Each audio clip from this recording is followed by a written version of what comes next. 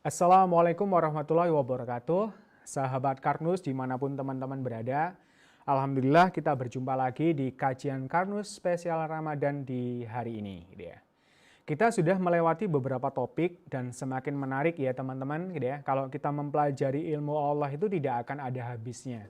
Dan semakin kita belajar, semakin kita paham, semakin kita tunduk, kita semakin bersyukur di hadirat Allah Subhanahu wa Ta'ala. Dan pada kesempatan kali ini saya akan membahas satu topik ya, lanjutan dari topik-topik sebelumnya. Saya beri judul tentang bioreaktor tubuh ciptaan Allah Subhanahu wa Ta'ala. Wah, apa nih ya? Ini kok ada istilah yang mentereng ya, kok bioreaktor ya. Ini saya kasih judul seperti ini supaya kesannya luar biasa teman-teman. Wow, ini berarti teknologi luar biasa ya, yang diciptakan sama Allah yang sudah disematkan di dalam tubuh kita. Nah, namanya bioreaktor ini adalah pembangkitan energi bioenergi ya, istilahnya gitu. Jadi kalau kemarin kan kita ngomong tentang energi, itu dari bahan bakar, dari makanan yang kita makan, dari nutrisi yang kita berikan ke sel, kemudian di-generate gitu ya, di-generate menjadi bioenergi. Kalau di tubuh kita yang mengolah nanti ada organ khusus, di sel tubuh kita pun juga ada mesin yang namanya mitokondria teknologi gitu ya, atau mitotek gitu ya. Itu istilah di konsep Karnus nanti akan keluar. Itu ada mitoteknologi gitu ya. Nah, kita akan membahas tentang bioreaktor tubuh ciptaan Allah di dalam tubuh kita. Langsung saja. Jadi, ketika kita mempelajari sesuatu, teman-teman, gitu ya, itu kita akan semakin tahu tentang Sang Pencipta kita. Betapa maha besarnya Allah, betapa maha kuasanya Allah, betapa maha sempurnanya Allah dengan segala ciptaannya. Nah, makanya kenapa kok ada ungkapan man arafa nafsahu faqad arafa robbahu. Barang siapa yang mengenal dirinya, maka ia akan mengenal Tuhannya. Jadi Tuhan kita, Allah, Sang Pencipta alam semesta dan menciptakan tubuh kita juga, itu luar biasa, Allahu Akbar. Jadi kita tak jemu-jemunya bertakbir, bertasbih, dan bertahmid, Jadi dengan kebesaran-kebesaran yang kita temui ketika kita berpikir, bertafakur gitu ya. Nah, pada kesempatan kali ini kita akan mencoba tentang melanjutkan kajian kita, kajian Karnus kita kemarin membahas tentang nutrisi sel. Bahwa nutrisi sel ini beda dengan makanan manusia, yang pecel, kemudian yang campur, yang rawon, yang sate, yang gulai, itu tidak dikenal oleh sel. Yang dimaui sel apa kemarin itu? Kalau nasi jadi glukosa. Kalau daging atau protein jadi asam amino. Kalau lemaknya jadi asam lemak dan gliserol. Vitamin dan mineralnya harus bentuk ion dan dibebaskan ikatannya sehingga bisa masuk ke dalam sel sini. Membran-membran sel. Jadi sel itu juga punya mulut teman-teman. Itu namanya membran dan itu spesifik. Kalau makanannya nggak kecil teman-teman atau istilahnya monomer gitu ya, nggak bisa masuk dia. Yang bisa masuk air karena dia difusi osmosis gitu ya. Kemudian mineral juga bisa langsung masuk. Tapi yang namanya trigliserid gitu ya, itu harus bentuk monomer, harus dipecah gitu ya. Yang mecah siapa nanti akan kita bahas lebih detail gitu ya. Tapi ini saya akan mencoba membahas lebih generalnya dulu teman-teman. Karena makanan yang kita makan itu adalah makanan yang di alam tubuh makro kita ya, maka dia harus dipecah menjadi tadi unsur-unsur yang bisa masuk ke dalam sel. Lah, organ yang ditugasi oleh Allah sebagai bioreaktor di dalam tubuh kita itu adalah lambung. Ini di sistem pencernaan ya. Kalau sistem pencernaan kan dari mulut, kemudian masuk kerongkongan, kemudian ke lambung gitu ya. Lah, lambung inilah yang ditugasi oleh Allah untuk mengubah unsur-unsur yang kita makan tadi menjadi bahan-bahan nutrisi sel. Gitu ya. Makanya kalau di konsep Karnus, makanan yang halalan toyiban tadi, makanan yang halal dan baik itu baru calon nutrisi sel. Nah, dia akan menjadi nutrisi sel setelah melewati lambung, kemudian dicerna di sini.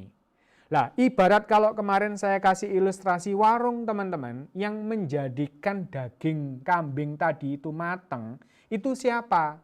Yang ada di dapur yang bagian mematangkan ini itu adalah api. Ya, kalau di dalam lambung Allah sudah menyematkan senyawa penting yang disebut dengan asam lambung. Atau kalau istilah medisnya atau biologinya dulu itu adalah HCl, gitu ya. HCl ini adalah asam klorida, gitu ya, yang ada di dalam lambung, dan ini teman-teman sifatnya asam pekat. Lebih pekat daripada H2SO4. Nah, H2SO4 itu apa? Air aki, teman-teman. Saya yakin teman-teman tahu ya air aki ya. Air aki ini dia juga asam, tapi jauh lebih berkali-kali lipat asamnya HCl. Karena apa? Karena Allah memberikan jam, memberikan time, waktu ya, kepada si lambung ini untuk mencerna makanan dalam satu batch. Jadi di lambung kita itu sebenarnya seperti industri, teman-teman. Jadi ada mesin yang namanya lambung yang sudah dilengkapi dengan asam lambung ini, dikasih waktu oleh Allah itu biasanya antara 3 sampai 4 jam. Ada yang sampai 5 jam ya, tergantung ini ya kondisi lambung dan jumlah makanannya. Karena luar biasa ya, otak kita itu akan merespon ketika misalnya kita melihat makanan atau kita memasukkan makanan ke dalam tubuh kita, langsung otak itu memerintahkan lambung untuk mensekresi HCl. Dan ini jumlahnya akan disesuaikan dengan jumlah makanan. Makanya sekali lagi jangan menipu. Nah, ini menipu lambung kita. Dengan cara apa? Dengan makanan yang tiruan. Jadi aromanya itu aroma duren, teman-teman. Tapi ternyata ketika masuk bukan duren, cuman cairan minuman berasa duren. Atau tadi mie instan yang rasa ayam. Otak kita itu ya, otak kita deteksinya itu ayam betulan, teman-teman. Akhirnya disuruh si lambung ini mengsekresi lambung cukup banyak. Karena ini ada ayam nih masuk, ternyata tidak ada ayamnya.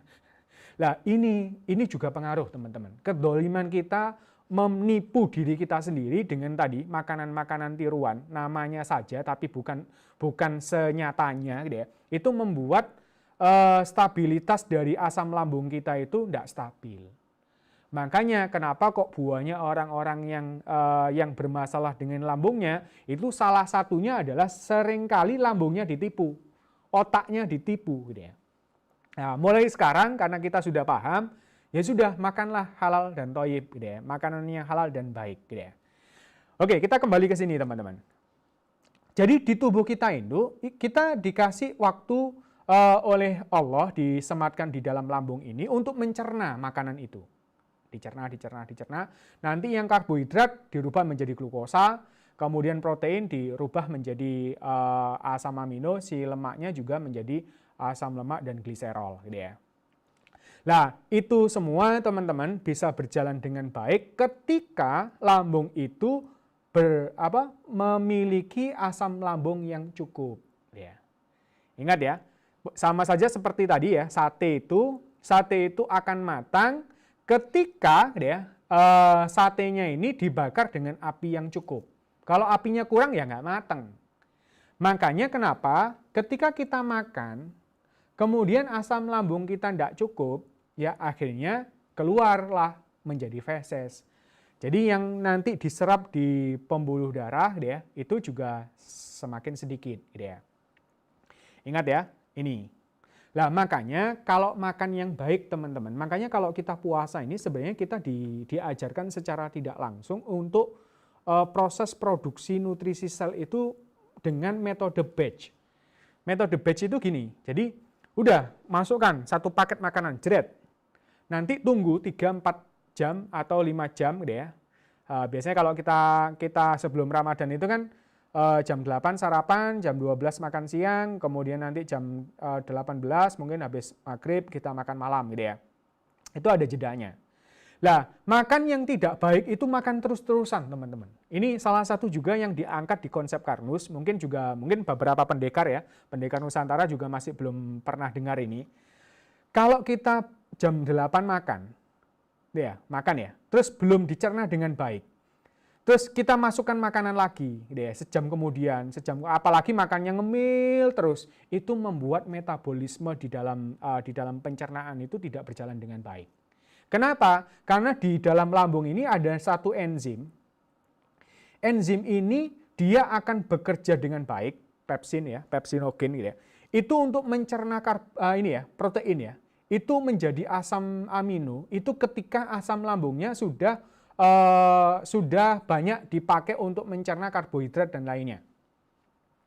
Dia semakin aktif. Jadi semakin pH-nya ini ya, semakin aktif untuk mencerna protein itu. Gitu ya. Makanya kita butuh batch gitu ya. Jangan makan terus gitu ya. Makan itu ada waktunya. Nah, di bulan puasa ini kita mencoba untuk mengkondisikan lambung kita. Ya sudah habis sahur, kemudian istirahat gitu ya. Terus nanti berbuka gitu ya. Nah, itu bisa membantu proses pencernaan makanan kita menjadi lebih optimal. Oke, kita lanjut dengan siklus nutrisi dan energi di dalam tubuh. Ini saya ibaratkan tadi ya, masakan pecel itu sebenarnya juga komponennya sudah cukup lengkap ya, karena di sini ada nasinya, karbohidrat. Kemudian ada dagingnya ini protein, apalagi kalau ditambah telur, tambah tempe. Lah, di konsep Kanus kalau bisa teman-teman itu makan protein itu dari hewani dan juga tumbuhan gitu ya, dari tumbuhan dan dari hewan gitu ya. Karena protein makanya sunahnya itu kalau kita makan itu kalau bisa makan semuanya. Karena setiap protein itu punya karakteristik berbeda-beda. Semakin banyak protein yang kita makan semakin baik untuk tubuh kita gitu ya. Nah, termasuk ada lemak. Lemak dari mana? Dari misalnya bumbu kacang atau mungkin peyeknya juga ada kacangnya ya. Nah, ini sudah ada namanya karbohidrat, ada protein, ada lemak, mungkin sayur-sayur ditambah buah ya, tomat dan semacamnya, itu vitamin dan mineralnya masuk. Dikunyahlah di dalam mulut kita. Jadi di mulut kita Allah sudah membuatkan satu mekanisme yang namanya gigi dan lidah ya untuk mencerna, memotong kecil-kecil. Jadi ini ibaratnya pabrik nih teman-teman. Mulai bahan masuk jebret gitu ya, itu sudah dipotong kecil-kecil. Kemudian di sini juga ada enzim ptialin namanya, sudah mulai membantu reaksi kimiawinya gitu ya. Tapi tidak banyak teman-teman. Nah, makanya kenapa kalau kita makan nasi, kalau dikecap lama, itu biasanya rasanya manis. Itu berarti sudah mulai dari karbohidratnya itu sudah ada yang terpecah menjadi glukosa. Nah, makanya rasanya manis. Kemudian dia akan lanjut masuklah ke dalam lambung. Nah, tadi kita sudah tahu bahwa lambung kita adalah bioreaktor. Dia di sini ini tugas yang sangat-sangat penting dalam proses pencernaan. Karena apa? Asam amino dari protein ini itu dipecahnya hanya di lambung. Jadi glukosa bisa di mulut, bisa di lambung, proteinnya di sini. Begitu di lambung gagal dipecah, gitu ya, maka dia sudah akan keluar menjadi feses, gitu ya, menjadi feses. Terus lemak itu tidak dicerna teman-teman, tapi lemak ini nanti, jadi setelah pencernaan 3-4 jam di lambung ini, kemudian dilanjutkan ke usus halus dan usus 12 jari. Di situ dinetralkan ya, karena asam ini kan sifatnya asam ya. Lambung kan ada asam lambung ya, asam tinggi, kemudian dibantu dengan cairan empedu supaya basah gitu ya. Asam dan basah jadi netral, kemudian masuk ke usus halus, di usus halus inilah terjadi penyerapan teman-teman. Dia ada filia-filianya, bisa dilihat di YouTube ya, banyak video yang ilustrasi seperti itu. Di sini baru kemudian diserap ya, masuk ke saluran pembuluh darah. Jadi dibawa oleh sel-sel darah kita untuk diputar ke seluruh tubuh kita melalui siklus sistem peredaran darah. Jadi yang membawa nutrisi sel, jadi gerbangnya antara dunia manusia dengan dunia sel, itu dunia yang berbeda sekali teman-teman. Itu gerbangnya adalah di usus halus. Ya. Itu kemudian diputar nih, udah dibawa sama sel, ada yang dibawa ke otot, gitu ya, otot, gitu ya. Kamu mau nggak? Ini ada glukosa dan asam lemak dan gliserol. Oh iya mau, aku mau lari-lari, gitu ya. Aku mau taraweh, gitu ya. Udah dikasih. Terus diputar ke otak. Ini ada glukosa, gitu ya, untuk berpikir. Oh iya, aku mau mengkaji kajian Karnus, gitu ya. Udah dimakan. Terus seperti itu teman-teman. Jadi yang dimaui sel ini adalah glukosa, asam amino, asam lemak, dan gliserol, serta ion yang sudah dibebaskan dari ikatannya. Jadi nanti sebagian sudah diserap, masuk ke sistem pembuluh darah, sebagian yang lain sisanya akan diteruskan ke usus besar, ya. Sebagian juga diserap di sini, kemudian diurai oleh bakteri, kemudian keluarlah jadi feses. Kemudian yang sebagian di cairan yang ada di dalam pembuluh darah dikeluarkan, difilter di ginjal, dijadikan urin. Jadi luar biasa teman-teman. Jadi Allah itu membuat tubuh kita itu tidak kalah dengan pabrik, tidak kalah dengan teknologi yang luar biasa. Kita masih belum mengkaji level sel, gitu ya. Level sel tambah luar biasa mengagumkan teman-teman. Jadi oleh sebab itu kita harus bersyukur, gitu ya. Kita harus tunduk, rajin sholat, gitu ya. Kalau bisa hadirkan dalam doa-doa kita, sembah sujud kita sembah sujudkan semua sistem yang ada di tubuh kita. Kita taat kepada Allah baik secara dohir maupun batin, gitu ya. Jadi itu kajian Karnus pada kesempatan hari ini. Semoga menambah wawasan kita, pemahaman kita. Dan nanti harus kita terapkan sebaik-baiknya. Ternyata sistem tubuh kita itu sangat canggih dan butuh makanan yang seperti itu. Kita taati peraturan Allah yang ada di dalam tubuh kita. Ini memang tidak akan dijelaskan secara detail di Quran maupun hadis teman-teman. Tapi anjuran untuk mempelajarinya itu sudah ada. Makanya konsep Karnus ini berusaha untuk menguak, mengkaji lebih dalam tentang sifat-sifat, karakter, dan juga algoritma yang sudah ditanamkan oleh Allah di dalam tubuh kita. Kalau kita taat, insya Allah tubuh kita akan sehat. Kalau kita nggak taat, kita dolim, insya Allah sel-sel tubuh kita itu akan mengalami kematian, kerusakan, bahkan metabolisme di dalam sistem-sistem ini, baik sistem pencernaan maupun sistem pembuluh darah, itu akan kacau, dan itu yang akan terjadi adalah kerusakan di dalam tubuh kita, yang kita sebut biasanya sakit dan penyakit. Demikian, semoga bermanfaat. Semoga pelajaran konsep Karnus dan kajian Karnus spesial Ramadan ini semakin membuat kita berilmu dan semakin mencerdaskan kita untuk hidup sehat sesuai dengan algoritma Sang Pencipta. Terima kasih. Billahi wal taufiq wal hidayah. Assalamualaikum warahmatullahi wabarakatuh.